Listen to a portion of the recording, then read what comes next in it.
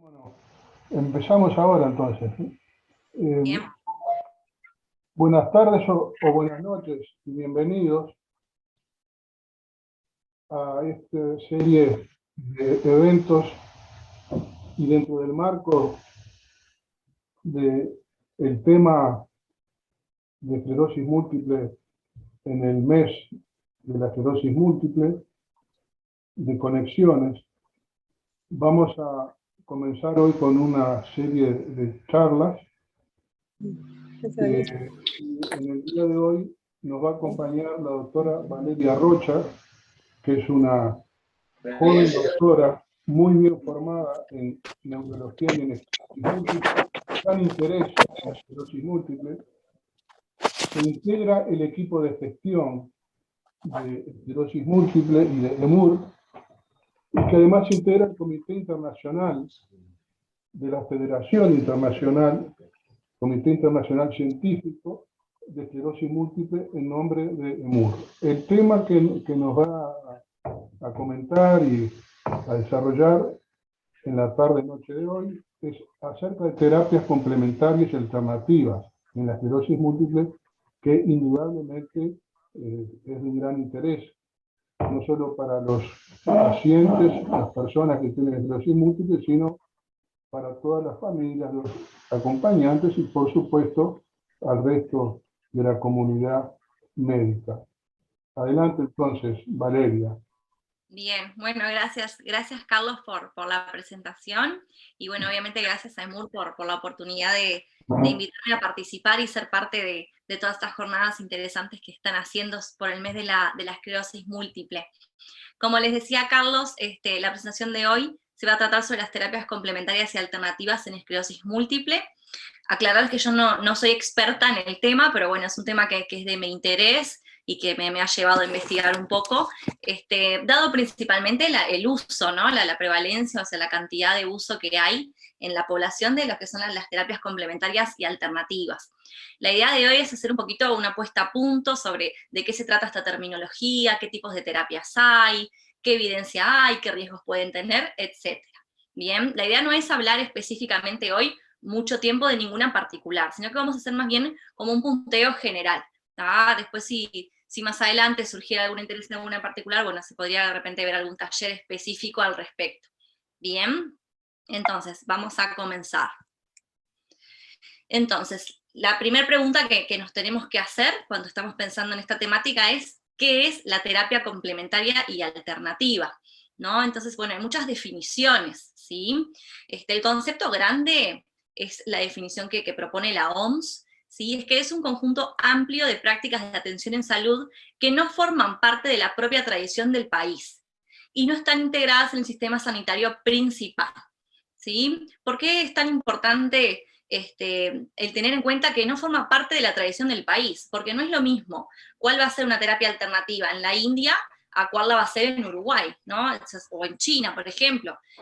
Algunos tipos de prácticas de medicinas, por ejemplo, la medicina ayurvédica es local en la India y es alternativa en Uruguay.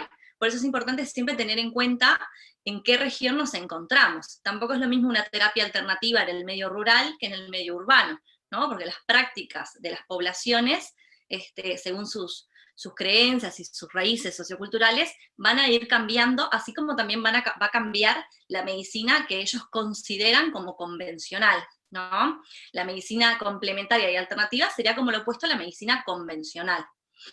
Y bueno, como vemos ahí en esa definición, no están integradas en el sistema sanitario principal, ¿no? Sino serían como un sistema sanitario más bien como aledaño. Otra definición que está interesante es aquella que plantea el Centro Nacional para la Salud Complementaria e Integrativa, que es un organismo, como vamos a ver más adelante, que es regulador a nivel mundial de lo que es la terapia complementaria y alternativa, que ellos plantean que son aquellos métodos de atención de la salud desarrollados fuera de la medicina occidental, tradicional o convencional, siendo complementarios aquellos que se utilizan junto a la medicina convencional, y alternativos los que buscan reemplazarla, ¿no? Y acá vemos dos conceptos interesantes, ¿sí? Como dice ahí, complementario es cuando yo uso, junto con la medicina convencional, algún otro tipo de medicina alternativa, ¿no? Perdón, alternativa no, o medicina no convencional más bien, Y alternativo es cuando yo solo uso ese otro tipo de medicina y no busco atención en la medicina convencional. Y junto con estos dos conceptos, también es importante diferenciar el término de la medicina integrativa. ¿Sí? Hoy en día existen los conceptos de medicina integrativa, o en algunos países se llama medicina funcional, que es cuando dentro del propio sistema de salud están tenidas en cuenta todas estas formas de medicinas, e incluso se utilizan, ¿no? Hay algunos médicos que practican la medicina funcional, por ejemplo en Estados Unidos, que utilizan no solo los fármacos que producen los laboratorios, sino que también, por ejemplo, fármacos homeopáticos, ¿no? O también técnicas de relajación o de meditación, ¿no? Lo que buscan es integrar todas las medicinas dentro del sistema sanitario principal. La OMS la ratifica como un pilar fundamental en la prestación integral de la salud, ¿sí? De hecho, la OMS insta a los diferentes sistemas en salud a conocer las prácticas de medicinas no convencionales que hay en cada país, e insta también a los gobiernos a tenerlas en cuenta cuando se realizan las leyes o las regulaciones en salud. Bien, y también es importante destacar que algunos pacientes las utilizan como medidas de prevención primaria en salud. Por ejemplo, si yo realizo yoga, realizo pilates, meditación, eso también puede tener efecto como prevención primaria. Lo mismo con las medidas dietéticas. Bien. Entonces me gustó esta frase que hay acá para señalarla, porque como vimos recién, ¿no? Es tan subjetivo que depende de dónde estoy, de cuáles son mis creencias, de cuál es mi sistema de salud, y esta frase me parece que medio lo resume todo, ¿no? Estos dos autores dicen que no hay una medicina alternativa, que hay únicamente una medicina basada en evidencia científicamente probada, o medicina no probada, para la cual la evidencia científica es insuficiente, ¿sí? Porque ahora, como vamos a ver más adelante, también depende de qué considero yo evidencia científica, de cómo la mido, de cómo la estudio. ¿tá? Entonces me parece que está bueno este concepto, que en realidad no es una división más bien que hacemos nosotros, no quiere decir que esté hecha de por sí esta división. Entonces, ¿cómo las vamos a clasificar? Si leen el tema por ahí van a ver que hay muchísimas clasificaciones. Esta me parece de las más fáciles. Son 3 grandes grupos. Primero se plantean los productos naturales, como son las dietas, las suplementaciones alimenticias con o sin vitaminas y o minerales, los probióticos, los tratamientos con plantas, hierbas o el uso de toxinas. Después se plantea como otro grupo las medicinas de la mente y del cuerpo, como el Hansi, el yoga, el tai chi, el qigong, también modalidades basadas en la manipulación corporal, como la quiropraxia, la acupuntura, la digitopuntura, los masajes, y otro tipo de prácticas como la hipnosis, la quimioterapia, etc. Y hay un tercer grupo que en realidad lo que hace es tener en cuenta a los enfoques holísticos en salud, ¿no? Que serían aquellas que combinan las modalidades anteriores. Por ejemplo, la medicina china va a tener en cuenta productos con plantas, productos con hierbas, con toxinas, además de técnicas de manipulación corporal, como por ejemplo la acupuntura. Lo mismo pasa con la medicina ayurvédica, la homeopatía, la naturopatía, los curanderos, y como hablábamos hace un rato, la medicina funcional. Una cosa interesante son las prácticas religiosas. Algunos organismos consideran a las prácticas religiosas que están orientadas a generar un cambio en salud como medicina complementaria o alternativa, pero otros no los consideran. Y bueno, como hablábamos antes, siempre va a depender de dónde estemos, ¿sí? En la India, la medicina ayurvédica no es alternativa, es más bien convencional. Entonces, ¿qué sabemos del uso, ¿no? De cuántos pacientes utilizan este tipo de medicinas complementarias? En la población general, o sea, refiriéndonos a pacientes con múltiples tipos de enfermedades e incluso pacientes sin enfermedades, bueno, hay muchísimos estudios, es un tema que científicamente en los últimos años ha crecido mucho y que realmente se está estudiando mucho. Como se imaginarán, por lo que veníamos diciendo, también va a depender de dónde sea el estudio y las definiciones que yo utilice para considerar una medicina como alternativa o complementaria. ¿tá? No es lo mismo estudiarlo si yo tengo en cuenta la religión a que si no la tengo en cuenta, ¿no? La cantidad de pacientes va a variar. Por lo cual hay una amplia variabilidad en los porcentajes que obtenemos de personas que los utilizan. Bien. También tener en cuenta que hay muchos factores que influyen en su uso.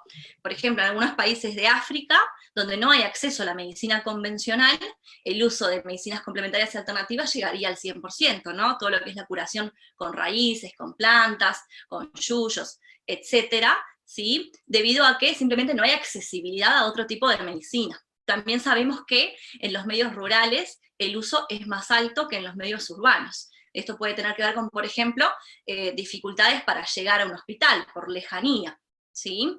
También tiene que ver con los costos. Los países donde las personas tienen que pagar costos altos para su atención en salud, también tienden las personas a buscar otro tipo de medicinas que puedan llegar a ser más económicas.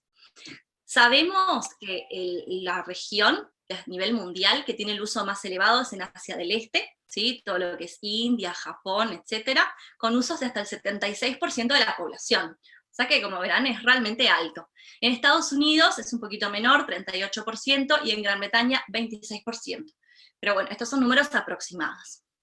En pacientes con esclerosis múltiple, aproximadamente el 50-70% de los pacientes, según una revisión que se hizo de muchos estudios que analizaron este punto, se hizo una revisión y se llegó a ese promedio, 50-70% de los pacientes con esclerosis múltiple que utilizan medicinas complementarias y alternativas.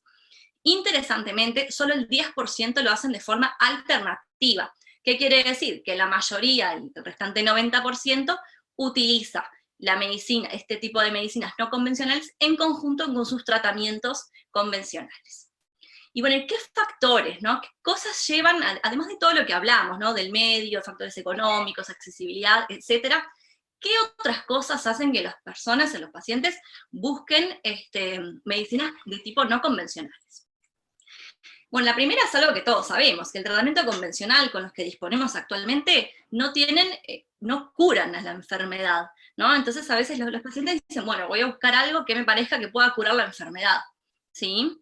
Después las evidencias anecdóticas de los conocidos. Por ejemplo, yo tengo una conocida que probó una homeopatía y la enfermedad se estabilizó, ¿sí? Estas cosas a veces también llevan a las personas a buscar esos mismos mecanismos. Después la sensación de buscar un tratamiento más holístico, ¿no? Que no sea solo un fármaco, ¿no? De buscar muchas cosas que puedan ayudar a mejorar la sintomatología de la enfermedad. También que el tratamiento convencional no mejora todos los síntomas. Hay síntomas que por más que probamos con uno o con otra medicación, ¿no? O con algún otro enfoque de tipo más convencional, igualmente el síntoma sigue estando. Entonces, bueno, en esos casos las personas tienen tendencia, a buscar otras opciones. Después que el tratamiento convencional les resulta inefectivo. Después la recomendación de familias o amigos. La visualización en los medios. Acá en Uruguay no es tan común, pero en otros países es más común que haya más propaganda sobre proveedores de este tipo de medicinas. ¿Sí? O sea que esas cosas también, de repente vemos en internet, buscamos en Google, buscamos, por ejemplo, esclerosis múltiple, ¿no? Y salen, la última vez que yo busqué salían casi 500.000 de resultados en cuanto a medicina alternativa, ¿no? Entonces, la presencia en los medios también hace que las personas tiendan a buscar ese tipo de medicinas. Otro es los pacientes que tienen mala relación con su médico, ¿no? Como sabemos, es muy importante tener una buena relación con el médico tratante, ¿sí? A veces cuando esa relación se quiebra y no hay acceso a otro médico tratante, bueno, la persona puede tener la tendencia a buscar otro tipo de medicina que lo haga sentir mejor. Y después el deseo de tener un rol activo en la salud propia, decir, bueno, yo también, más allá de todo lo que está haciendo el médico, quiero yo también salir a hacer yoga, salir a hacer pilates, ¿no? Cambiar mi dieta, ¿verdad? De decir, bueno, yo también voy a hacer algo por mi propia salud. ¿Qué sabemos en Uruguay? Bueno, hicimos un estudio con pacientes del Fondo Nacional de Recursos en el año 2018, quizás alguno de ustedes recibieron las encuestas, ¿sí? Se hicieron encuestas a 72 pacientes que estaban bajo tratamiento, y observamos que el 59,7% reportó uso de algún tipo de medicina complementaria y alternativa en algún momento de su enfermedad, sabiendo que solo el 18% la usaba antes del diagnóstico. Esto quiere decir que luego del diagnóstico una gran cantidad de pacientes empezaron a utilizar la medicina complementaria y alternativa. Bien. Como ven ahí en la gráfica, los que más se utilizaron son los productos de tés y de hierbas, después fue el cannabis, después los programas de la mente y del cuerpo, como el Hansi, por ejemplo, después las terapias de curación energética, por ejemplo los imanes, después los cambios en la dieta, los masajes, la reflexología, acupuntura, apitoxina, las pomadas, las cremas, la equinoterapia, la aromaterapia, los enfoques exhaustivos en salud, como la medicina ayurvédica o la medicina china, y después algún otro tipo de medicina. no se encontró ningún uso de medicina tipo curanderos, que bueno, que acá en nuestro país uno podría pensar que algún paciente podría usar, pero bueno, no, eso no encontramos. El único factor, o sea, no encontramos ninguna diferencia entre si es hombre, mujer, según dónde vivía, según cómo estaba llevando la enfermedad.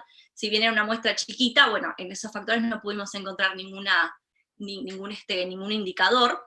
Sí encontramos que el uso de medicina complementaria alternativa se relacionó con la presencia de fatiga, pero de un nivel de fatiga que impacta sobre las actividades diarias. ¿Qué quiere decir esto? Que los pacientes que reportaron que tenían fatiga también fueron aquellos que tuvieron más cantidad de uso de medicinas complementarias y alternativas. Después otra cosa interesante es que en este estudio vimos que la mayoría de los pacientes que las utilizaban por más de 6 meses. Después vimos que cerca del 80% reportaron que la medicina les cayó bien, no encontraron ningún tipo de efecto adverso. Y de los que encontraron efectos adversos, la medicina que más se relacionó a efectos adversos fue el cannabis. Entonces, eso más o menos es como el primer enfoque o conocimiento que tenemos sobre esta temática en pacientes con esclerosis múltiple en Uruguay.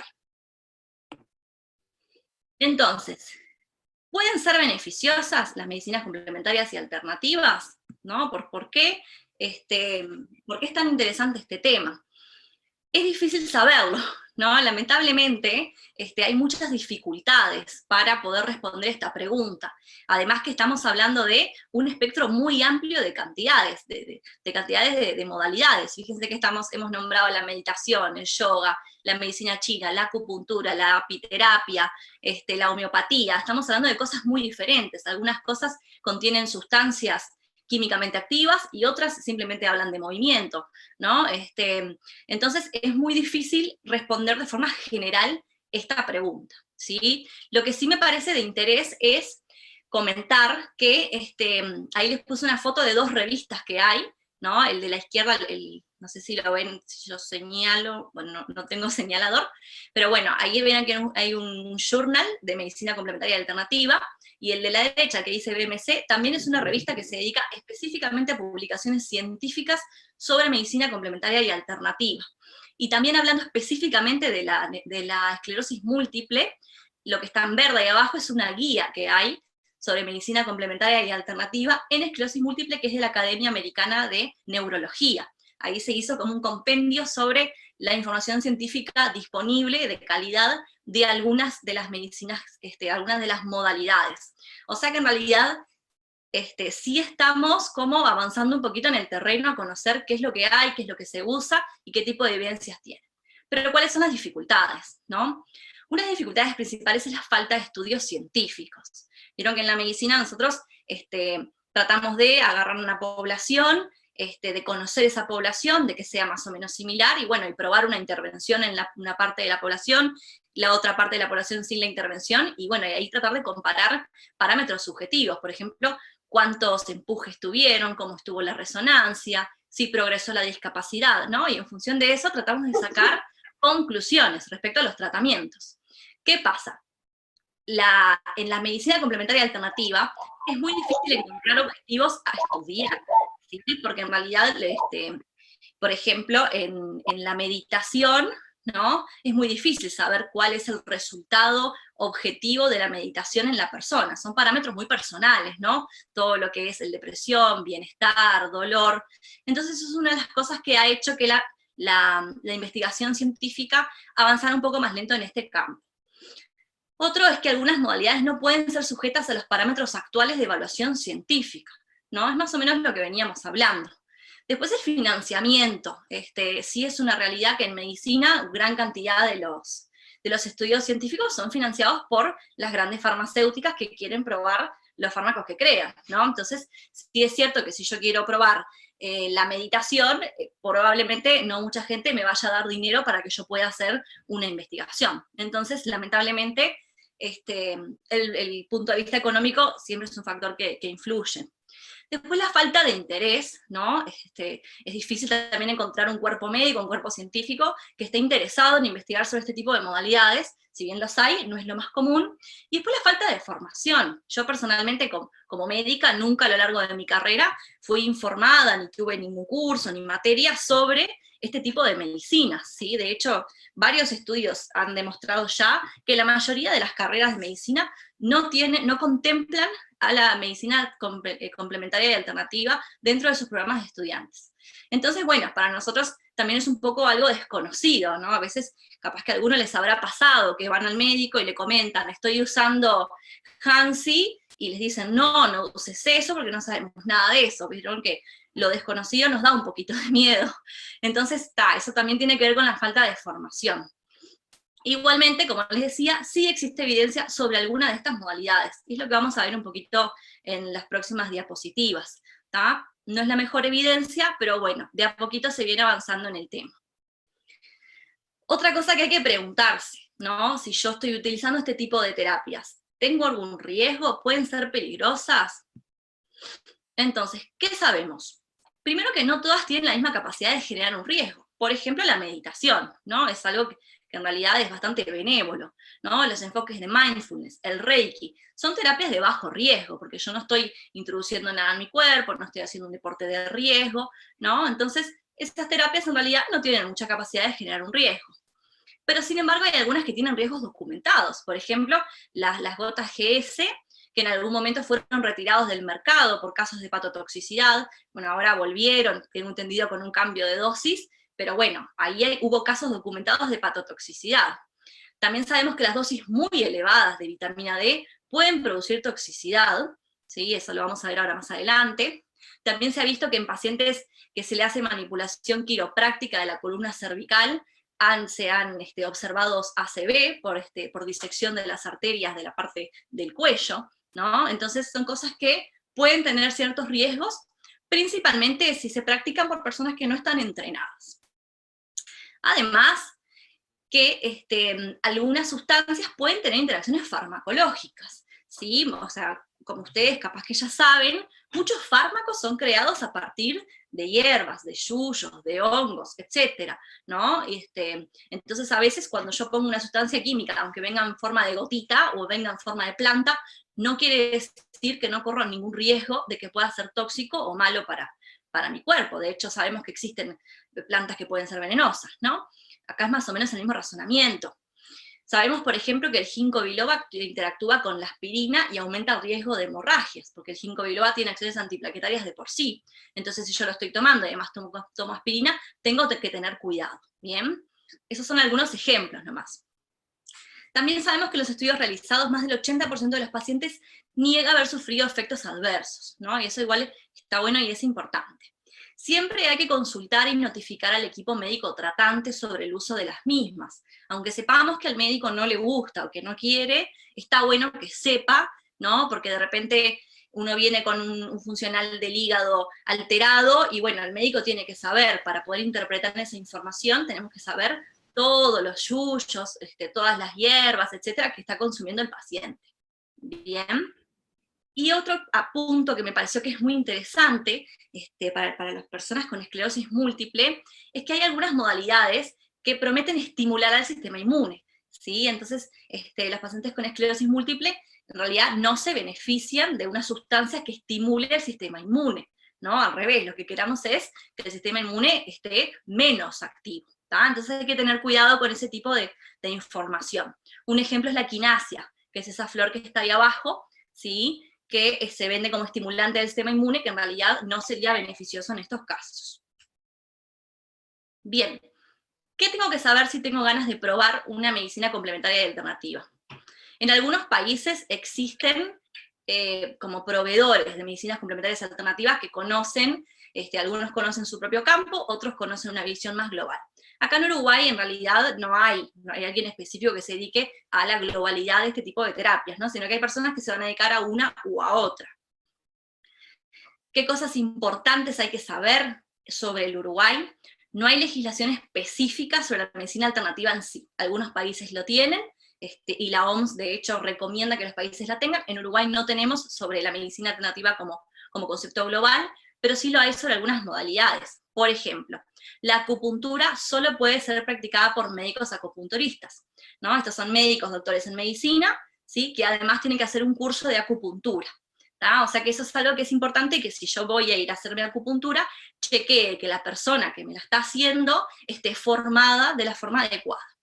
Después la homeopatía está registrada como la farmacia homeopática. Las farmacias homeopáticas tienen que estar registradas. Si yo voy a comprar homeopatía al garage de alguien, probablemente no esté registrado, ¿no? Entonces ahí de repente no se pueden dar las garantías necesarias porque yo estoy poniendo un producto en mi cuerpo que puede llegar a ser tóxico. Existe además un vademecum, o sea, un listado, ¿no? Que es el marco regulatorio para hierbas medicinales, especialidades vegetales y medicamentos fitoterapéuticos.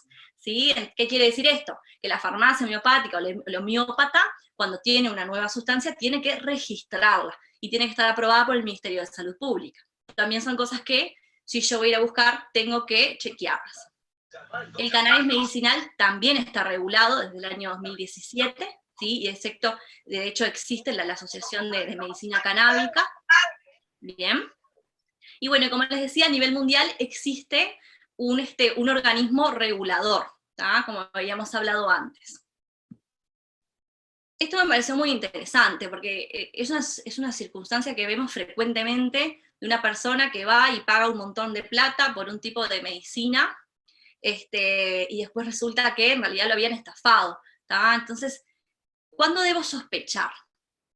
Bien, hay unas rayas verdes en la pantalla, que no sé si, creo que no las hice yo, no sé cómo hay que sacarlas. En fin, entonces, ¿cuándo debo sospechar de un proveedor?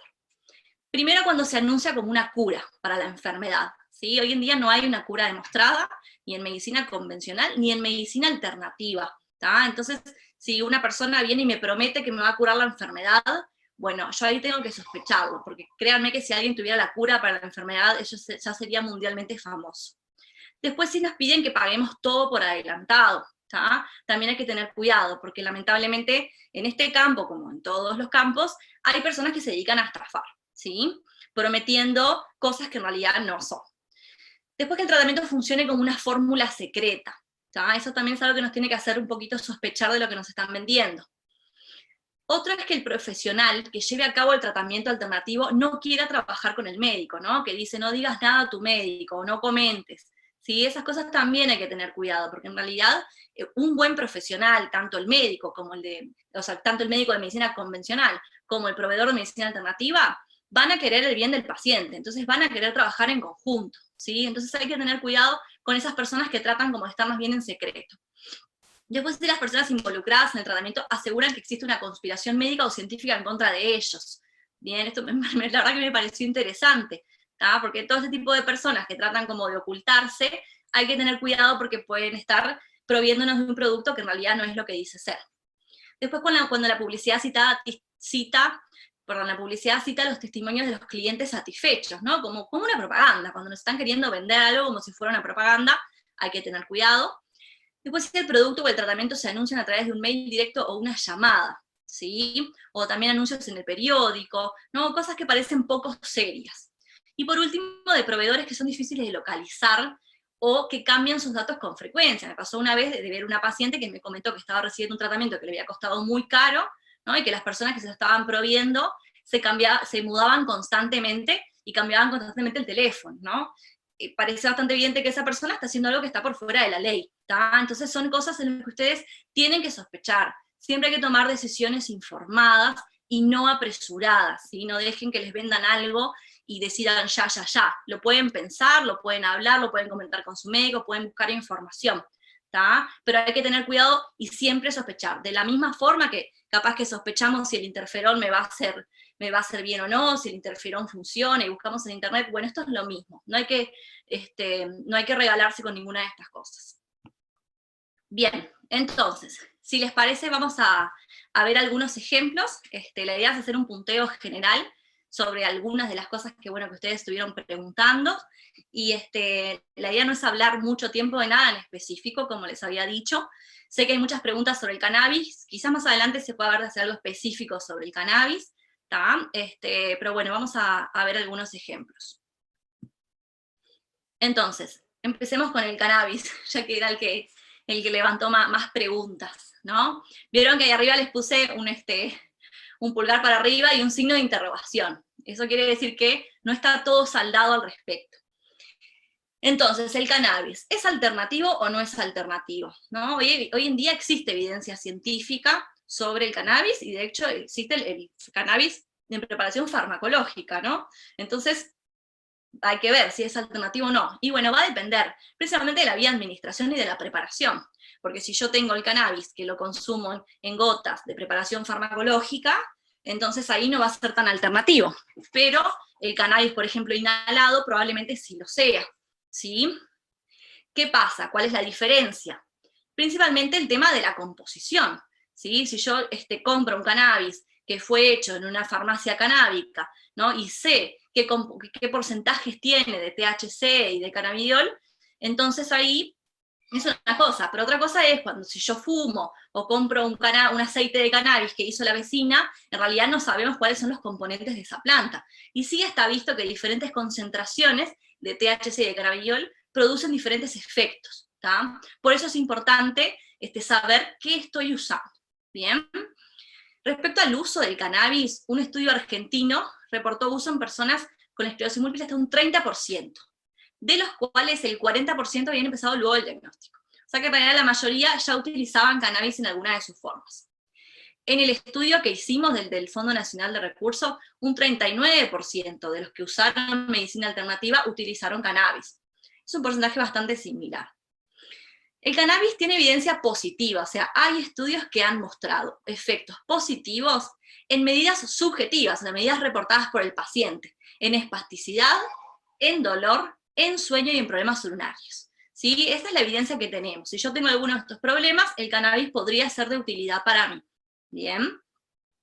En animales se ha mostrado que tiene efectos antiinflamatorios, pero en humanos se han hecho estudios, no es que no haya, hay poquitos, pero sí los hay, se han hecho estudios que no han podido demostrar un efecto antiinflamatorio, por lo cual no se presenta como una cura para esclerosis múltiple y tampoco se presenta como un tratamiento modificador del curso de la enfermedad, ¿no? Sino que, como vimos antes, es un tratamiento que ayuda para algún tipo de los síntomas que puedan estar relacionados con la enfermedad. ¿Cuáles son los efectos adversos más comunes? ¿Sí? El cannabis es de las medicinas alternativas en las cuales los pacientes reportan más cantidad de efectos adversos, ¿sí? Los más comunes son los mareos, la somnolencia y las náuseas. En algunos estudios se reportan efectos cognitivos negativos, principalmente en la memoria y en la concentración. Esto no se ha visto en todos los estudios, así que es, como les puse ahí, es una interrogante, ¿tá? Y hay que evitarlo en personas con antecedentes de psicosis o de esquizofrenia, o sea, pacientes con enfermedades psiquiátricas, porque pueden tener una mala evolución de su enfermedad psiquiátrica. Bien. Respecto a las dietas, bien, acá les puse un signo de interrogación. La recomendación principal para pacientes con esclerosis múltiple y la población general es seguir una dieta saludable, ¿no? Una dieta baja en grasas saturadas, con elevado contenido de fibra, baja en sal y con consumo apropiado de las calorías diarias según los requerimientos de cada persona. Bien. Como ya sabrán o habrán leído, hay muchísimos regímenes diferentes de dieta o de cosas que se han probado en los pacientes tanto con esclerosis múltiple como con otras enfermedades autoinmunes. Una de las cosas que se habla mucho es el gluten, ¿sí? El gluten, ¿no? Lo que son trigo, avena, centeno y cebada, la abstención al gluten solo está indicada en pacientes que tienen enfermedad celíaca documentada o que tienen sensibilidad al gluten, ¿sí? No hay ninguna relación demostrada entre la esclerosis múltiple y la sensibilidad al gluten, por lo cual la restricción de gluten no está indicada en pacientes con esclerosis múltiple, si bien si alguna persona, porque prefiere, decide comer sin gluten, es una dieta bien tolerada, ¿tá? Pero sabiendo que no se ha demostrado que cambie la progresión de la enfermedad. Otras modalidades que se han intentado son las suplementaciones de ácidos grasos, principalmente omega 3 y omega 6, ¿no? Esos ácidos grasos que son ricos principalmente en los pescados y en algunos aceites. Hay muchos planes, pueden ser mediante preparados farmacológicos, mediante el aumento en la dieta de los pescados, por ejemplo, pero la evidencia es discordante, o sea que esto no es ni sí ni no. No sabemos que sea bueno, tampoco sabemos que sea malo, ¿sí? Lo que sí, que si se elige suplementar con pescado, como siempre que vamos a comer pescado, hay que tener cuidado con aquellos que tienen alto contenido de mercurio, como el pez espada y algunos tipos de tiburones, que acá en Uruguay creo que no hay tantos disponibles, hay más en el área de Japón. Otra de las dietas que se ha hablado bastante en el ámbito de la esclerosis múltiple es la dieta SWAM, que esto tiene que ver con los ácidos grasos poliinsaturados, ¿sí? Es una dieta que tiene baja cantidad de grasas saturadas, pero muy elevada cantidad de ácidos grasos poliinsaturados. Es una dieta muy estricta, por ejemplo, la carne roja está completamente prohibida, ¿no? Hay cosas que están completamente prohibidas en esta dieta, por lo cual es difícil de seguir, ¿no? Y puede llevar a algún tipo de déficit proteico si no se hace guiada por alguien que sepa. Esta dieta ha mostrado en estudios a muy largo plazo, o sea, pacientes que lo hicieron por 50, 60 años, que podría ser beneficiosa en reducir los ataques y la discapacidad. Pero estos estudios no fueron controlados, fueron más bien reportes de casos y de personas. En realidad, el doctor que la creó, que de apellido Swank, reportó pacientes que estuvieron 40, 50 años con la dieta y tuvieron una buena respuesta. Pero bueno, no hay estudios claramente controlados al respecto. Otro de los regímenes de dieta es la dieta de Cary-Loder, ¿sí? Que está basada en un antidepresivo tricíclico, en fenilalanina, que es un aminoácido, y en vitamina B12. Esta dieta no ha mostrado tener evidencia científica favorable y ha mostrado ser inefectiva, ¿tá? Para predecir la discapacidad, la fatiga y la depresión. Así que esta dieta en realidad no estaría recomendada. Respecto a las vitaminas, vitamina D y vitamina B12, mucho se ha investigado y mucho se ha buscado y mucho se ha hablado, y creo que es algo que tampoco todavía está del todo saldado, ¿sí? Sí hay algunas cosas que sabemos. La vitamina B12, por ejemplo, hay que suplementarla solo si hay déficit de la misma, o si por mi dieta particular, por ejemplo, yo soy vegana, no tengo un adecuado consumo de vitamina B12, entonces en esos casos tengo que suplementarla, ¿sí? No se recomienda darla de forma rutinaria en pacientes con esclerosis múltiple. Y después está el déficit de la vitamina D, ¿sí? Sabemos que es común en la población general, sabemos que es común en pacientes con esclerosis múltiple, probablemente a la mayoría de ustedes les ha chequeado la vitamina D en sangre. Sabemos que la presencia de bajos niveles de vitamina D se asocia a peores resultados de la enfermedad, sin una clara relación causa-efecto. ¿Qué quiere decir eso? Que yo no puedo afirmar que un paciente por tener baja la vitamina D va a tener más empujes, ¿sí? Eso en realidad es algo que no está claro. Hay cierta relación, pero no podemos atribuirla específicamente a eso, ¿sí? En general, en los pacientes que tienen la vitamina D baja se recomienda la suplementación hasta ciertos niveles, ¿sí? Que es algo que, bueno, que obviamente hay que chequearlo y hay que hacerlo bajo el control médico. No tiene efecto demostrado como terapia modificadora de la enfermedad, o sea, los estudios que se han hecho para ver si solo con vitamina D, con suplementación, un paciente podía tener menos empujes o menos progresión, no han mostrado que eso sea así, ¿tá? Y hay que tener cuidado, porque la vitamina D a dosis elevadas puede ser tóxica. No sé si se acuerdan que hace unos años hubo una intoxicación en niños, que se les dio mal la dosis en una farmacia, y bueno, hubo varios casos de intoxicación. ¿Sí? Se habla aproximadamente de niveles de más de 4.000 unidades día, pueden tener efectos adversos, como fatiga, dolor abdominal, náuseas, vómitos, hipertensión arterial, y un poco más severos, como daño renal o calcinosis, que serían como calcificaciones en diferentes partes del cuerpo, ¿sí? Entonces, es algo a tener cuidado, ¿tá? No hay que abusar de los niveles de vitamina D, ¿bien? Existe por ahí un protocolo, el protocolo Coimbra, que trabaja con niveles muy elevados de vitamina D. Bueno, eso hay que tener cuidado, hay que hacer controles médicos porque puede ser peligroso, ¿bien? Principalmente los riñones no toleran bien las dosis muy elevadas de vitamina D. Después pasamos a la homeopatía, otra de las populares. También un signo de interrogación, ¿sí? ¿Qué pasa con la homeopatía? La homeopatía trabaja con el principio de la ley de similares. Eso quiere decir que similar cura a similar, ¿no? ¿Vieron cuando hablamos de que uno está recibiendo una dosis homeopática de algo, ¿no? Quiere decir que estás recibiendo poquito, ¿sí? El principio de la homeopatía es que si una sustancia causa en determinada dosis una enfermedad, la misma sustancia, muy, muy, muy diluida, o sea, en miles de diluciones, podría curarla. Ese es el principio de la homeopatía, ¿sí? De hecho, en realidad, se han hecho estudios, vieron que por ahí abajo les puse que hay un fuerte efecto placebo demostrado. ¿Por qué? Porque se han hecho estudios buscando la molécula específica de determinado preparado homeopático, y en realidad se ha encontrado que la molécula no se encuentra presente de tan grande que es la dilución. Algunos farmacéuticas homeopáticas, lo que ellos dicen es que en realidad apelan como a la memoria del agua, como que el agua va a recordar esa molécula. Entonces, bueno, se ha concluido un poco que también la homeopatía podría tener un fuerte efecto placebo, ¿sí? Hoy en día sabemos que el efecto placebo es real, ¿no? Y que de los pacientes que reciben placebo para una causa o para un síntoma, hasta el 40% van a tener una respuesta positiva. Bien, entonces, bueno, algunos teorizan que la respuesta a la homeopatía podría venir por ahí. Una cosa interesante de la homeopatía es que se enfoca en la sintomatología. Lo que dice la farmacia homeopática es que cuando un síntoma está presente se usa, y cuando el síntoma se resuelve hay que suspenderlo, porque si no podría haber una recurrencia de ese síntoma. Ellos le dan gran relevancia a la relación médico-paciente, o sea, la relación del homeópata con el paciente. Por eso también es que hay tanto éxito, ¿no? Porque a veces uno va al médico y está desconforme, porque el médico tiene 10 minutos para verte y habla rápido, y entonces uno realmente no se va sintiendo que pudo decir todo lo que sentía. Bueno, cuando va a la farmacia homeopática, el homeópata conoce bien y pregunta bien los síntomas, y se lleva más tiempo, ¿no? Porque esa es la base de su curación, ¿no? El conocimiento de la sintomatología que al paciente le está molestando. En esclerosis múltiple no hay ningún estudio específico.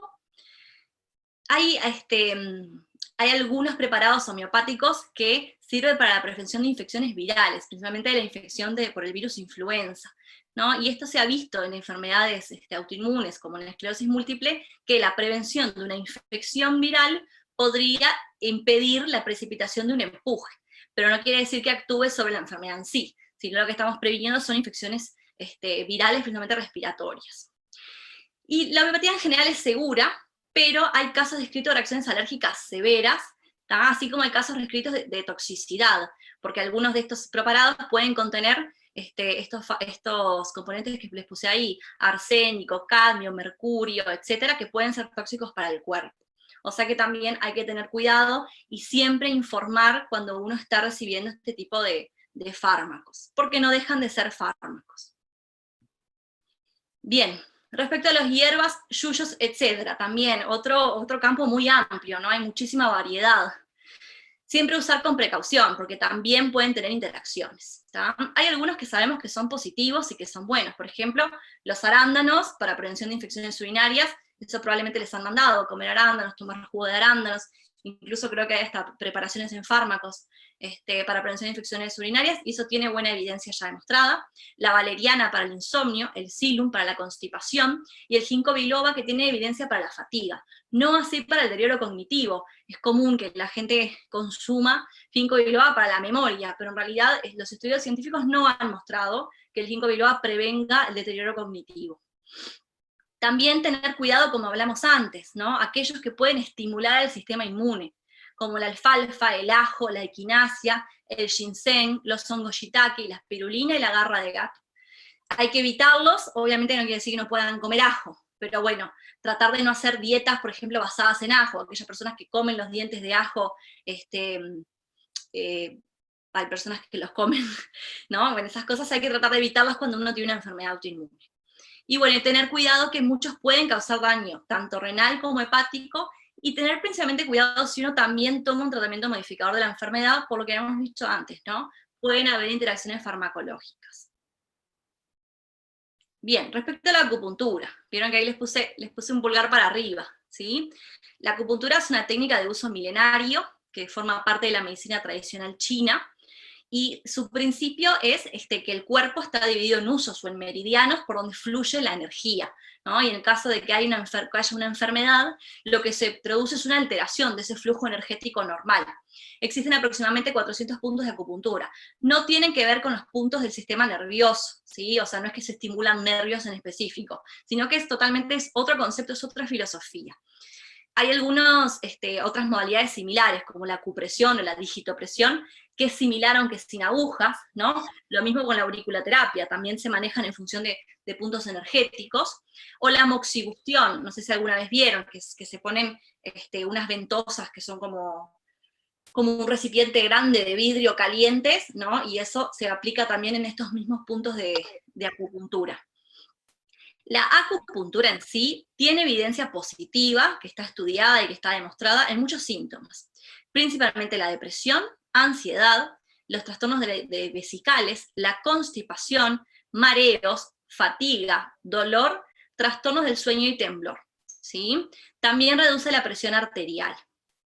Los efectos adversos más comunes son el dolor, la hinchazón o el sangrado en los sitios de punción. También hay muchas personas que le tienen fobia a las agujas, ¿no? Y bueno, en esos casos, si quieren probar, podrían probar más bien digitopresión, por ejemplo. Y bueno, obviamente no se pueden reutilizar las agujas, ¿no? Por el riesgo del contagio de infecciones. También tiene contraindicaciones. Por ejemplo, los pacientes que reciben anticoagulantes no deberían recibir acupuntura, así como los pacientes que tienen enfermedades de válvulas cardíacas o que tienen prótesis de válvulas cardíacas por el riesgo de tener infecciones en el corazón que pueden llegar a ser muy graves. ¿tá? Y después recuerden, como habíamos visto antes, que hoy en día para practicar acupuntura hay que ser médico acupunturista. Bien, o sea que siempre chequear, si voy a utilizar alguna de estas modalidades, chequear que la persona que lo está haciendo tenga la formación y la habilitación apropiada. Bien, después, acá las puse todas juntas porque en realidad son más bien como una constelación, ¿no? de terapias de la mente y del cuerpo, el yoga, la relajación, el reiki, pilates, masajes, etcétera, ¿sí? Son terapias relativamente seguras, no tienen efectos adversos, a no ser que, bueno, que uno se caiga de la pelota haciendo pilates, pero en general son bastante seguras, ¿sí? También son terapias que suelen ser económicas, ¿sí? Que se pueden hacer tanto en grupo como de forma individual. Yo puedo aprender yoga, por ejemplo, a través de un libro, o puedo ir a clases, ¿no? Entonces hay muchas modalidades de hacerlo. Y estas tienen beneficios demostrados, y también se usan como, no solo en presencia de enfermedad, también se pueden usar como prevención, ¿no? Prevención del estrés, prevención de la fatiga, prevención del dolor. Los beneficios que están demostrados son en dolor, en fatiga, en trastornos del sueño, en alteraciones posturales, en los pacientes con debilidad generalizada, en depresión, en ansiedad y en espasticidad. Bien, o sea que si yo tengo alguno de todos estos síntomas, son tipo de terapias que puedo probar con bajo riesgo, ¿no? A ver si tengo algún tipo de mejoría. Y acá mismo les puse también que me pareció muy interesante, ¿no? El cuidado de mascotas. El cuidado de mascotas tiene beneficios similares, ¿sí? Y si además tenemos mascotas de acompañamientos, ¿no? Esas mascotas que están entrenadas para esa labor, además hay beneficios para personas con alteraciones de la coordinación y trastornos de la marcha. O sea que podría ser también otro campo a explorar. Después tenemos el tai chi y el qigong, que son técnicas ambas chinas, que son también, en China se practican hace cientos de años. Son formas de meditación en movimiento, ¿ok? No sé si alguna vez han visto la imagen como está abajo, ¿no? Son movimientos corporales lentos que se acompañan con una sensación de percepción del movimiento, de yo conocer cómo se mueve mi cuerpo, ¿no? Y tratar de estar como alineado con el cuerpo. También son de bajo riesgo y bajo costo, se pueden hacer de forma individual o en grupo. Es una actividad que no tiene impacto, como ejercicio físico está buena para personas con artrosis, personas con osteoporosis y para adultos mayores. Y también se ha estudiado en esclerosis múltiple, ¿no? Y también es pulgar para arriba, porque podría ser beneficioso para trastornos de la marcha, de la coordinación y del balance, para ansiedad, depresión, fatiga y sueño. Y también, como vimos con la acupuntura, también ayudan a disminuir la presión arterial. Acá no es muy común. Tengo entendido que en China se practican las plazas, y es muy común que la gente se junte en la mañana a practicarlo. Acá en Uruguay creo que no es muy común, alguna persona me ha comentado que hace, pero no es muy utilizada. Bien, después tenemos a la equinoterapia. La equinoterapia no es subirse a un caballo y andar, ¿no? Sino que es una técnica que debe ser supervisada por un terapeuta entrenado, ¿sí? Y siempre teniendo en cuenta las dificultades específicas que pueda tener el paciente, porque uno con un caballo se puede lastimar, puede tener heridas en la piel, se puede caer, puede tener problemas en la cadera, etc. Entonces la tenemos que hacer bajo supervisión en un centro o con una persona que esté capacitada para realizarlo. No es cualquier persona que me ayuda a subir un caballo, ¿sí? Porque además la equinoterapia es más que simplemente montar el caballo, ¿no? Es todo un vínculo con el caballo, es el cuidado del caballo, es la atención al caballo, además del andar arriba del caballo, que tampoco siempre se anda de la forma habitual, ¿no? De pierna para un lado y pierna para el otro. A veces también se hace de espaldas, sentado para atrás, o sea, hay muchas formas diferentes, ¿sí? Entonces está bueno hacerlo con alguien que esté capacitado. La equinoterapia tiene mucha evidencia científica positiva. Acá en Uruguay hay varios lugares que la practican, son más lugares hacia el interior, o sea que el tema de la accesibilidad puede ser difícil. El banco el BPS en la parte de Crenadecer tiene algún tipo de facilitación para algunos pacientes para realizar equinoterapia. Los estudios han sido positivos en niños con parálisis cerebral, en niños con autismo y en pacientes con ACV. Es beneficioso en casos de trastornos de la marcha, porque en realidad se ha visto que el movimiento que hace el caballo, ¿no? El movimiento de la espalda, como quien sería del caballo, cuando uno va arriba, se transmiten tanto al sistema osteomuscular como al sistema nervioso, ¿no? Y es una forma que ayuda como a reeducar la marcha. También ayuda para los pacientes con trastornos del equilibrio, también para pacientes con dolor y con espasticidad cuando esa no es de grado severo, porque el paciente con espasticidad muy severa va a tener grandes dificultades para subir el caballo, pero cuando la espasticidad no es tan severa y permite subirse al caballo, puede tener también cierto beneficio. Y además por lo que hablábamos antes, de que implica no solo es andar con el caballo, sino que se genera un vínculo con el caballo, tiene beneficios emocionales, por eso es que ha sido tan buena, por ejemplo, en los niños con autismo. Y bueno, también asesorarse, porque también tiene contraindicaciones, por ejemplo, enfermedades de la cadera o de la columna vertebral, osteoporosis, artritis, etc. ¿Sí? Estas son cosas que cuando uno va a asesorarse con un prestador, tiene que comentar qué enfermedades o qué problemas de salud pueda tener que puedan hacer que esta terapia no sea tan beneficiosa. Bien, después otro tipo de terapia que tampoco es muy conocida, ¿sí? Pero que tiene buena evidencia en esclerosis múltiple, son las terapias de enfriamiento. ¿Tá?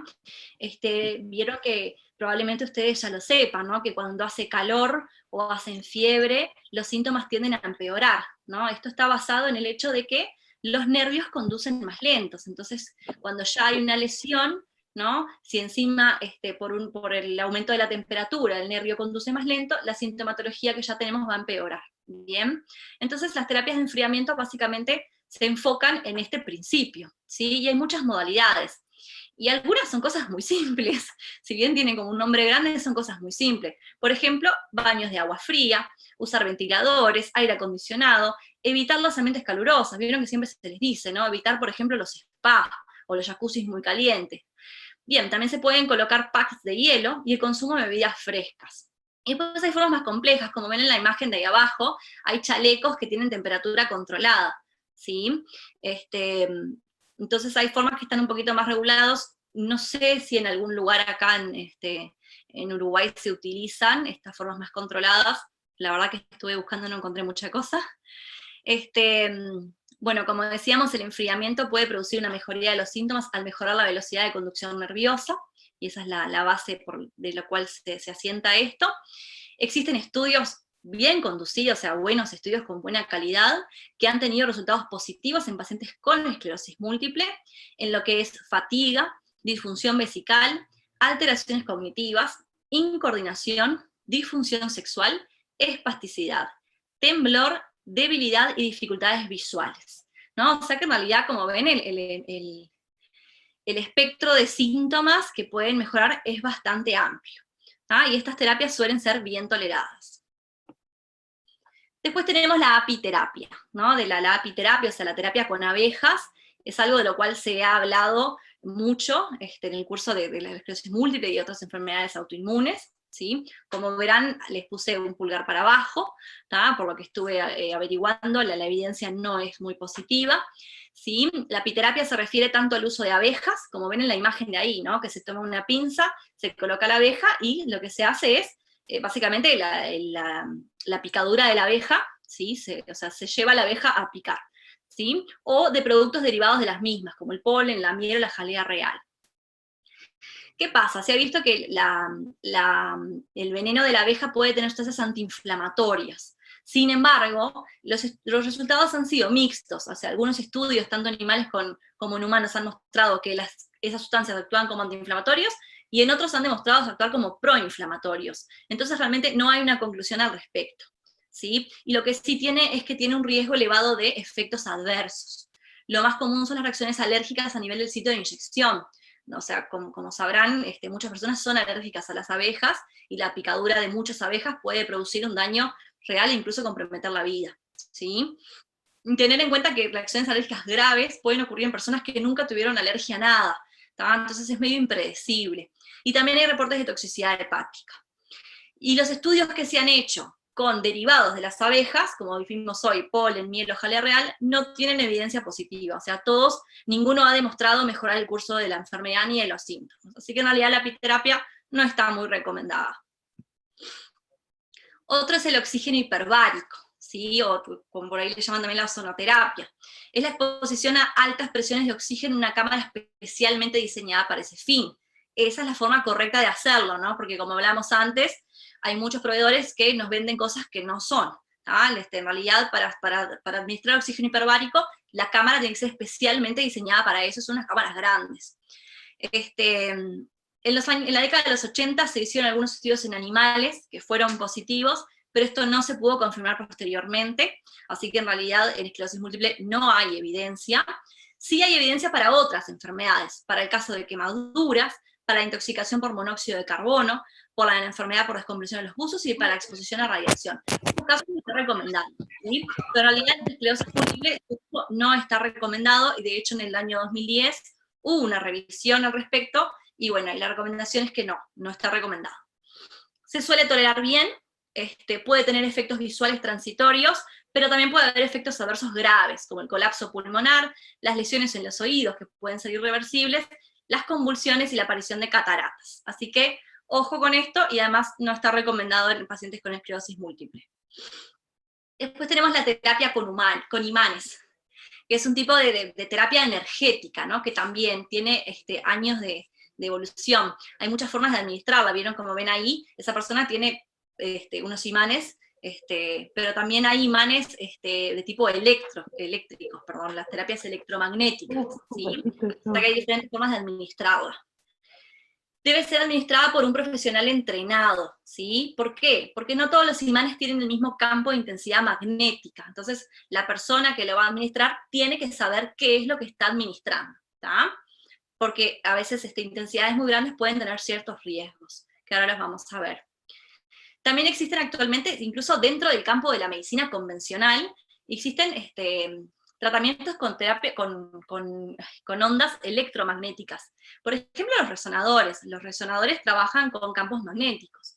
También hay dispositivos de estimulación cerebral que se usan en algunos pacientes con algunos movimientos anormales. También está la estimulación magnética transcraniana, ¿sí? Que tiene evidencia en depresión, en migraña y en esquizofrenia. O sea que en realidad es un campo alternativo y no tanto alternativo, ¿no? Pero bueno, es como hablábamos antes, siempre va a depender un poco de cómo lo usemos. Tienen cierta evidencia en pacientes con dolor neuropático, en dolor lumbar y en artritis. Para esclerosis múltiple no hay estudios específicos. Hay algunos reportes de casos aislados, y se cree que aquellos que tienen baja intensidad magnética podrían ser útiles para fatiga y espasticidad, pero bueno, con el problema que tenemos para la mayoría de que faltan estudios. Estas terapias en general son bien toleradas. Algunas de las modalidades más actuales no sabemos a largo plazo si pueden tener algún efecto adverso. Hay que evitar en pacientes embarazadas y en pacientes con marcapasos. Y en casos de campos magnéticos muy intensos, se han descrito casos de convulsiones, de pérdida auditiva y de dolores de cabeza posterior al tratamiento. Así que, bueno, tener cuidado y asesorarse.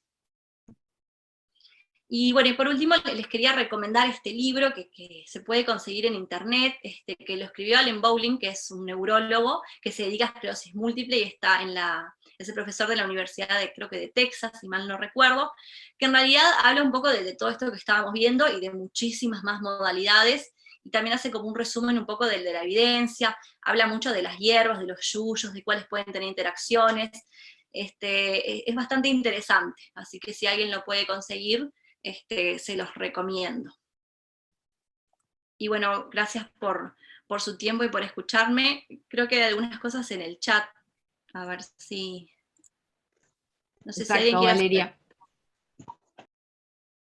Teníamos algunas preguntas, algunas ya las fuiste respondiendo, porque por ejemplo preguntaban por la apiterapia si podía ser beneficiosa para la EM. Tania preguntó eso. Y vamos a ver. Carlos Bolaña tiene la mano levantada y quiere hablar. Vamos a dejarlo hablar. Carlos.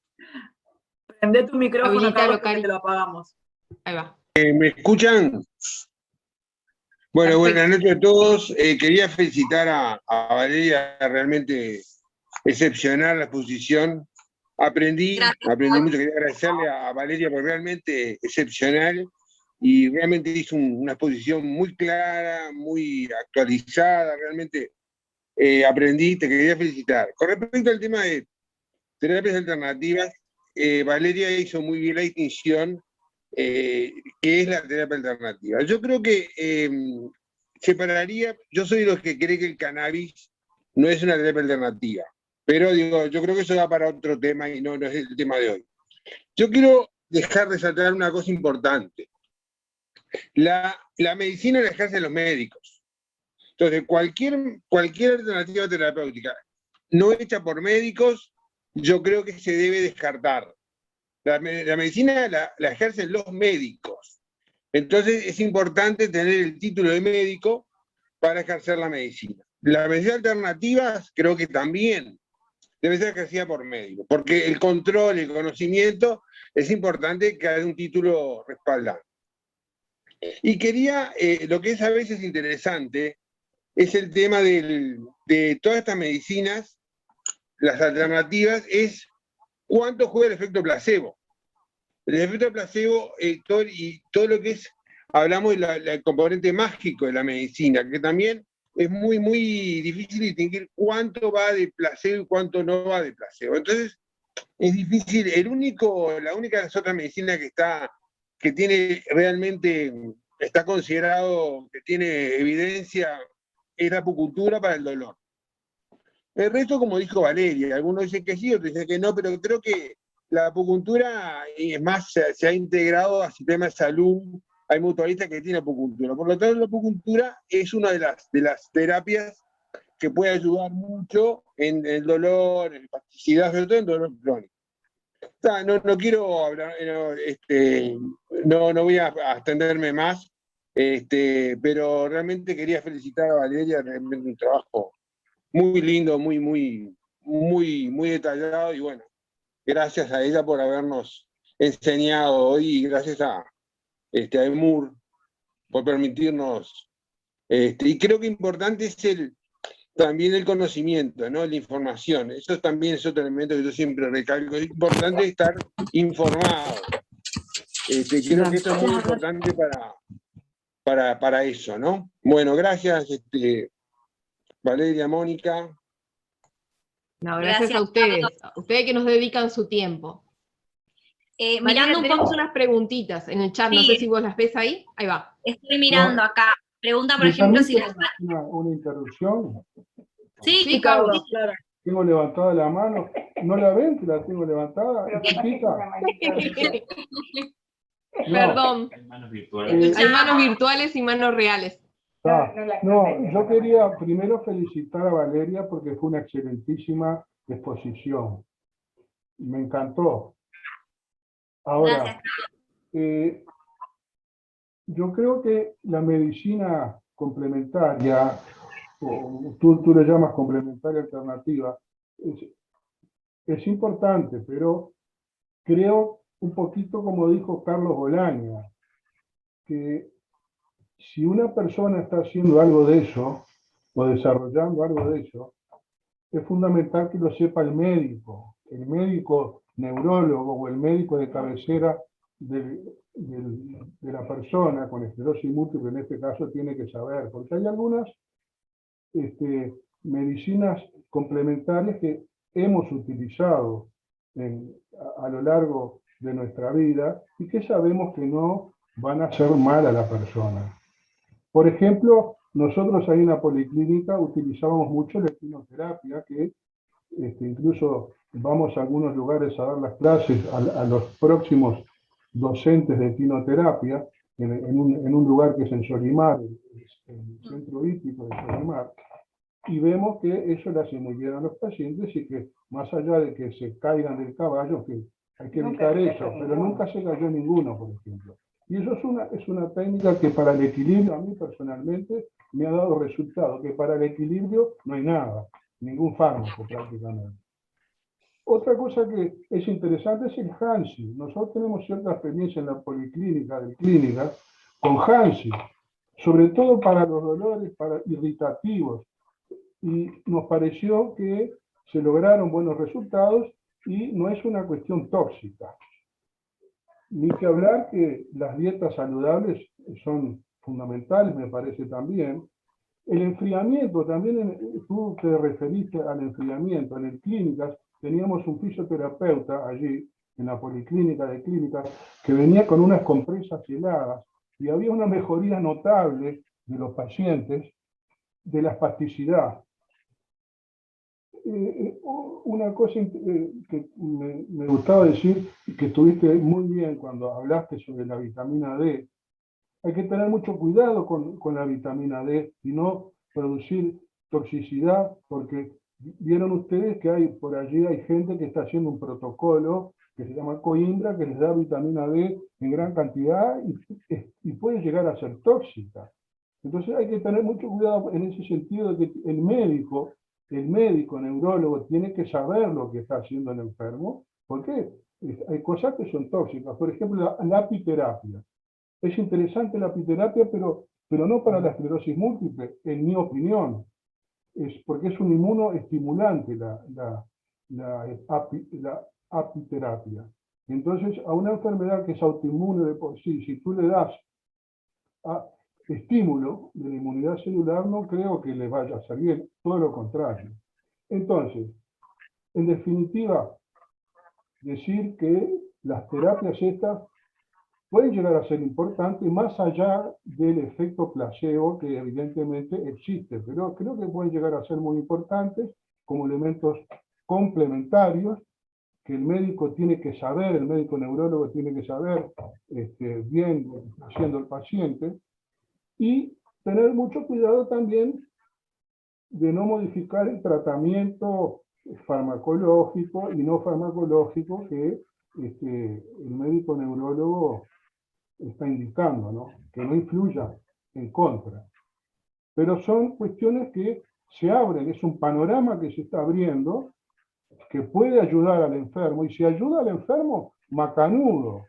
Y más en esta época que el enfermo a veces se aísla un poco de la sociedad y sobre todo de la asistencia médica, con los problemas que tenemos hoy día del COVID, y que deja un poco de lado la orientación del neurólogo tratante. Bueno, nada más. Muy buena la exposición. Gracias, Carlos. Por ahí Giovanna Pereira está levantando la mano. Te escuchamos. ¿Ahí me escuchan? ¿Te escuchamos? Mira, yo estuve hablando con Mónica hace unos días. Yo tengo esclerosis múltiple, estoy usando el interferón hoy por hoy, pero justamente se dio la oportunidad de plantear en una conversación con Mónica que yo soy profesora de teatro. Y estuve buscando información sobre, digamos, la ayuda que puede llegar a fomentar, ¿viste? El tema de la improvisación teatral. Y estuve, no sé, justamente, lo planteo justamente porque como no sé dónde buscar bien, obviamente lo que hice fue googlear. Y justamente en una página que creo que es la página de Argentina o de España, porque se llama, para que tengo impreso acá, Fundación Esclerosis Múltiple, y el símbolo es medio parecido al de Moore, que justamente habla sobre qué pasa en el cerebro cuando una persona improvisa, ¿verdad? Y bueno, esto es, digamos, como un estudio, pero yo quería saber, o de repente si tú que estás más, más hábil para estas cosas, si se puede buscar un poco más de información, porque yo estuve buscando algo para ver qué tanto puede ayudar de repente a esto. Claro, obviamente que en este caso es algo, y más en esta situación que estamos en pandemia, que todos estamos aislados, por así decirlo, creo que la mayoría de la gente, incluso los que no tenemos esclerosis múltiple, ha buscado otras alternativas, una forma de tener conexión con el mundo que no sea la presencialidad, por así decirlo. Pero justamente después, no sé si yo les puedo pasar este informe que yo logré descargar, a ver si tú me puedes dar alguna otro tipo de referencia, a ver qué tipo, o sea, no, seguramente no haya estudios respecto a que algo de la improvisación teatral ayude a, pero más que nada está enfocado a que justamente los pacientes con esclerosis múltiple muchas veces tienen trastornos de ansiedad, ¿viste? Y es como que en ese aspecto de repente ayuda obviamente a una persona, pero creo que a cualquier persona, no en específico a alguien que tenga esclerosis múltiple. Claro, Giovanna, sí. ¿sabés qué? Perdona, Vale, acá el doctor Eninger nos dejaba en el chat que la Asociación de Paraguay tuvo una experiencia con teatro, así que me voy a poner en contacto con ellos y vamos a averiguar, a ver. Y bueno, Giovanna había planteado la idea de hacer un taller de improvisación, así que bueno, en breve vamos a estar organizando eso con Giovanna y los vamos a estar invitando. Valeria, tenemos a la doctora, perdón Marisa, también tú querés hacer una consulta, tenemos a la doctora Cecilia Orellana que está con la mano levantadita, le vamos a dar la palabra a la doctora y Marisa después ya seguimos contigo. Para que antes, perdón Ceci, te respondo una cosita a Giovanna, Sí. sobre lo que comentaste, si no se pierde. No encontré nada específico al respecto, sin embargo, es un poco también como hablaba Carlos recién, ¿no?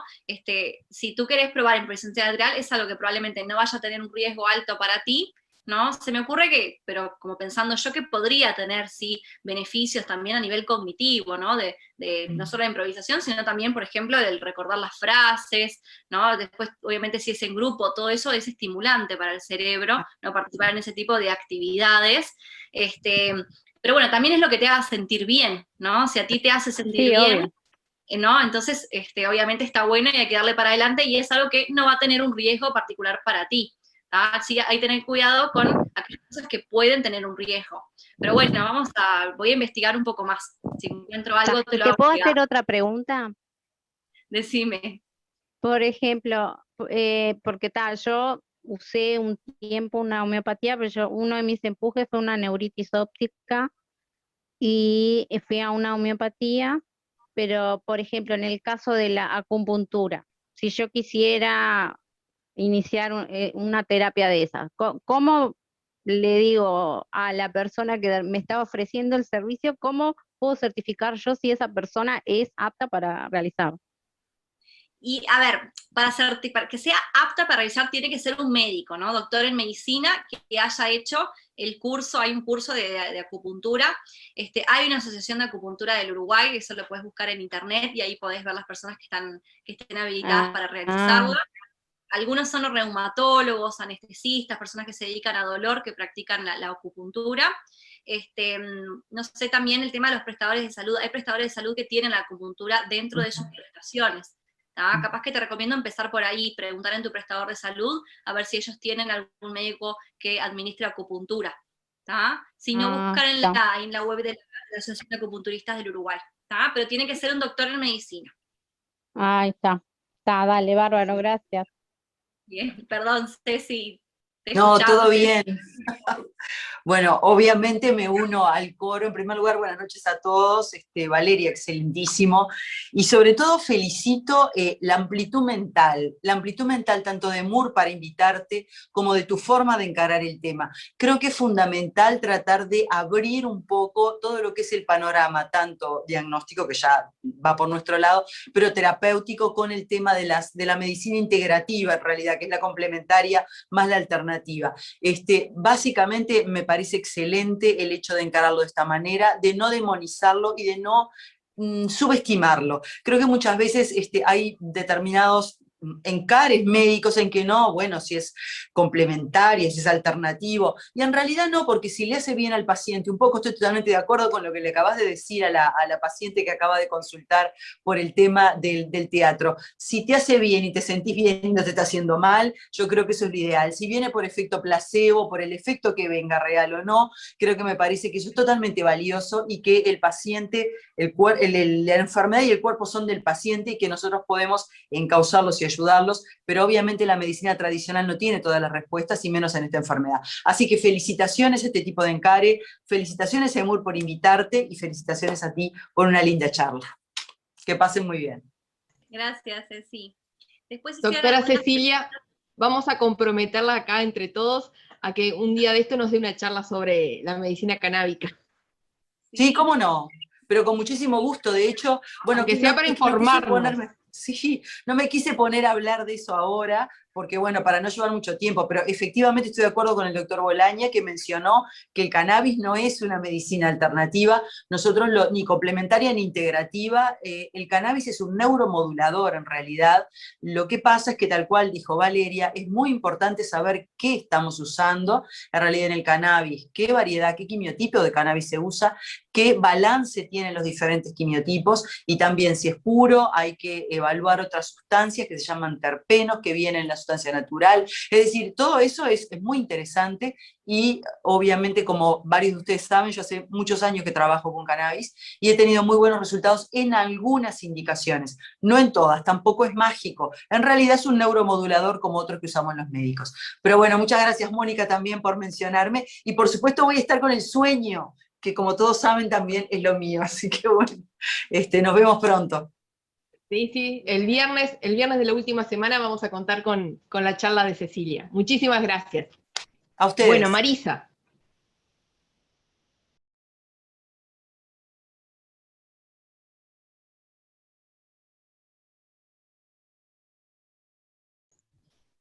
Marisa, activa el micrófono. Ahí está. ¿Ahí está bien? Sí, ahí. Bueno, yo tengo, buenas tardes para todos. Excelente todo lo que Valeria nos informó a todos. Tengo, bueno, esclerosis múltiple hace 40 años, una vida entera, ¿no?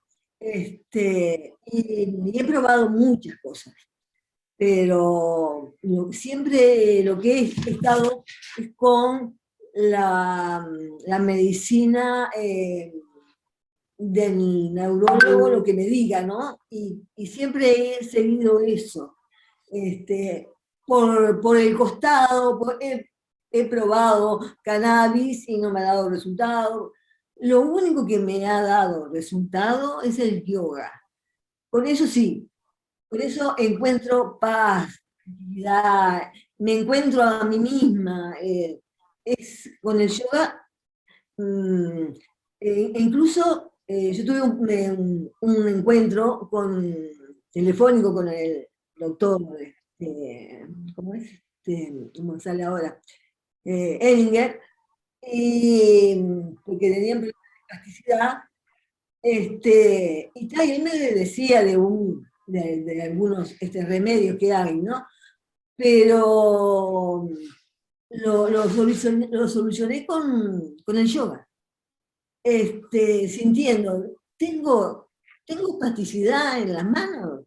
Bueno, sí, la tengo, sí, pero no es tan importante.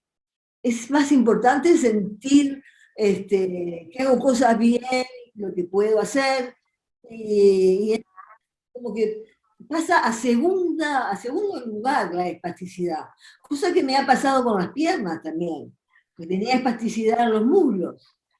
Y dije, no, bueno, la tengo, y no se va a ir.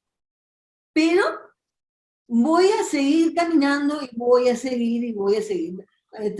Me tuve que hacer una prótesis de rodilla, y lo mío es siempre seguir.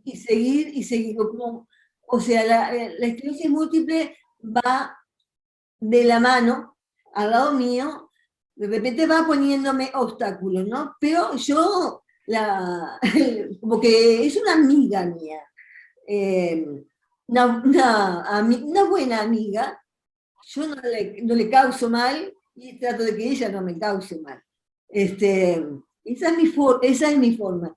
Y la parte psicológica, y también evitar traer problemas a mi cabeza, cosas que yo no pueda resolver, ¿no? Hay cosas que yo no puedo resolver, lo dejo, porque no hay otra forma. Ocuparse nada más de lo que sí pueda resolver, pero de lo que yo sé que no puedo resolverme, no hacerme problemas por esas cosas. Por ahí he canalizado mi enfermedad y con una cantidad de medicamentos y está. Y la ansiedad también, ya la dominé. Porque muy buen aporte, Marisa. La verdad que para compartir con todos, yo los invitaría a, si tenemos alguna otra pregunta, dejar a Valeria descansar, porque Valeria está en las últimas ya para traer un bebé al mundo. Entonces vamos a dejarla descansar.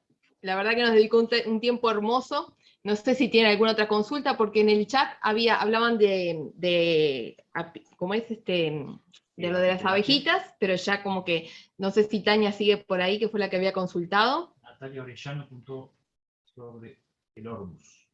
Y Natalia Orellana dice que preguntó sobre algo que se llama Ormus. Ormus, doctora, no sé si... La verdad, estuve mirando ahora que es algo basado en la molécula del oro, pero realmente no lo conozco, no sé si está disponible en Uruguay, voy a investigar un poco. Como hablábamos hoy, hay tantas cosas y es un mundo tan amplio que es difícil, ¿no? Y van apareciendo todo el tiempo cosas, es difícil estar como a tiro con todo. Pero bueno, claro, lo voy a tratar para investigar un poco a ver de qué se trata. ¿Tú conocés, Natalia? No sé si está ahí. A ver. Que ella nos pueda contar qué es. Natalia, me parece que no, que ya se retiró. ¿No? Okay. Me parece que ya salió hace rato, chicos. Sí. No está. Bien. Para los que están escribiendo en el chat, demos el taller de cannabis, como recién vieron, la dejamos en compromiso a la doctora Orellana, así que en breve se va a intentar hacer un taller, así que queden tranquilos. Y si es la que está diciendo Giovanna Pereira, que está hablando sobre maternidad, Giovanna, el próximo martes, el doctor Carlos Bolaña va a dar un taller de maternidad y esclerosis múltiple y te va a llegar la invitación como te llegó la de hoy. Si te llega, le puedes escribir a Moni, que seguramente te va a llegar. Beso a todos los que están mandando privado. Gracias por haberse conectado hoy. Muchas gracias. Seguimos un ratito más en la interna, pero para ajustar algunas actividades de la semana que viene.